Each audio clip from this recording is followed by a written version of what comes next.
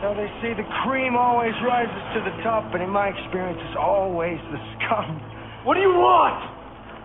You know Faraday was innocent. You know Chess is Peter Fleming, and now you're going to tell the world what you know. You want to kill me? Go ahead. If I talk, I'm dead anyway.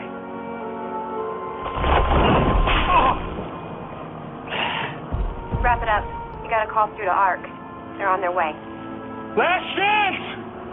If I die, you die. So I'll make sure of it. Been there, done that. You said you were just going to talk to him. I didn't like what he had to say. Take me home now. Shutting down cameras along 56th Street. You better move fast. Take Chandler Boulevard. I can give you a straight shot to Trolley Park from there. Summer-Glau gets some of the most enviable genre roles on television. Her first was on Angel, where Buffy the Vampire Slayer creator Joss Whedon liked her so much he cast her in the wonderful yet short-lived sci-fi adventure Firefly and the film that followed it, Serenity. She was also on the cult series The 4400, then made a big return to network TV as the only hot Terminator ever in the Sarah Connor Chronicles. Now she's an investigative blogger named Orwell, who partners with the lead character in NBC's The Cape to fight crime and corruption in Palm City. Oh, I just like the sound of that, as an old comic book guy. It's the perfect accompaniment for fans of Chuck who get to the end of that show and want more, and more. Oh, did I mention that Summer-Glau is quite beautiful? Summer, welcome. You like that. Welcome to Mr. Media. Oh, I love it. So, Summer, what is a beautiful girl like you doing in the world of superheroes and science fiction? I'm having a blast. I'm fighting crime and throwing down and breaking rules and being Orwell. It's amazing. I'm having a blast. Now, am I wrong? I mean, an outsider looking at you with no history and just getting a look at you would probably think you'd be more Gleek than geek. Well, I mean, I every time I do a new show, I just hope that fans keep enjoying what I'm working on, and I think that The Cape is off to a great start. I'm really proud of it, and I think that audiences are responding. People are coming up to me every day and saying how much they love the show. They also say, "Wow, you're small in real life. You're always kicking butt on screen, but you're actually just a little girl." Does that bother you to hear that? No, I mean it's the truth. I mean, I always play these really empowered girls, and I love it. I'm so blessed to be part of an awesome cast and be playing what I think is a really special role. But at the end of the day, I am just a little girl grocery shopping when people run into me. But from what I'm hearing, people really like the show. All right, and just for the record, how tall are you? I'm almost 5'6". Well, I think you're right about Sylvester Stallone territory there, aren't you? I mean, he's not a big. I mean, have you met him? No, I have not, but I understand he and Tom Cruise too. I mean, they're not big guys, but on film, on TV, that you come across as very big, and obviously it works for you too. Well, Sylvester Stallone is one of my favorites. I mean, Rocky is one of my all-time favorite movies. So he is he's larger than life to me, and always will be. Well, tell folks who haven't seen it yet a little bit about The Cape, but also more importantly, how you as Orwell, this blogger extraordinaire, interacts with The Cape. Well, they have a complicated relationship because they're both very headstrong and they like to do things their own way. And when Orwell comes across Vince, she knows that together they can be better. Together they can take down Art Corporation. But they want the same thing. They just have a really different way of getting it. And it's just an interesting dynamic between a guy and a girl.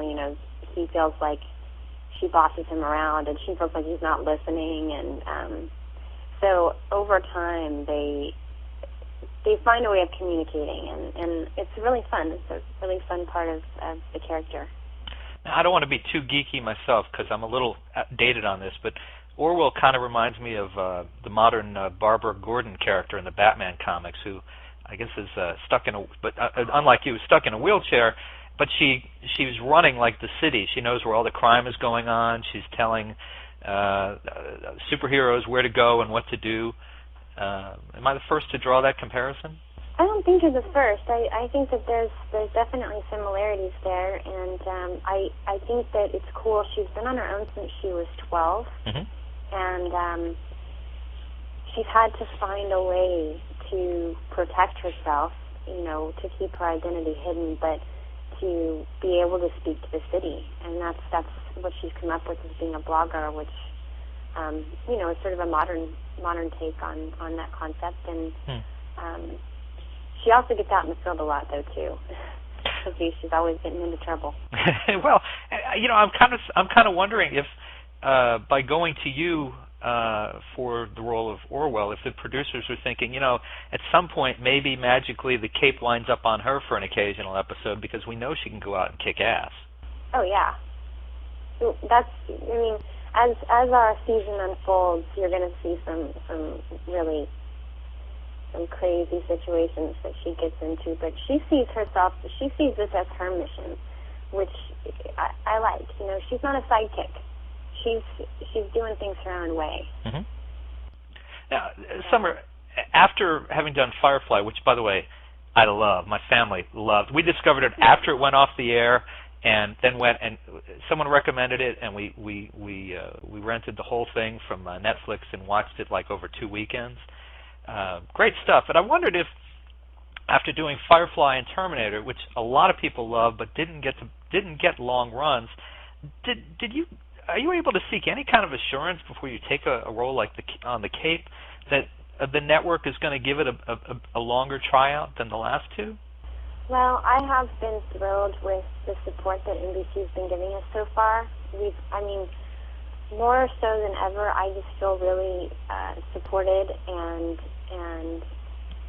they've pushed the show, and I feel like we've gotten out there and let people know when it's airing. I feel a lot of support, but the truth is, every time you take a TV show, you have to be ready for the inevitable that happens with most shows.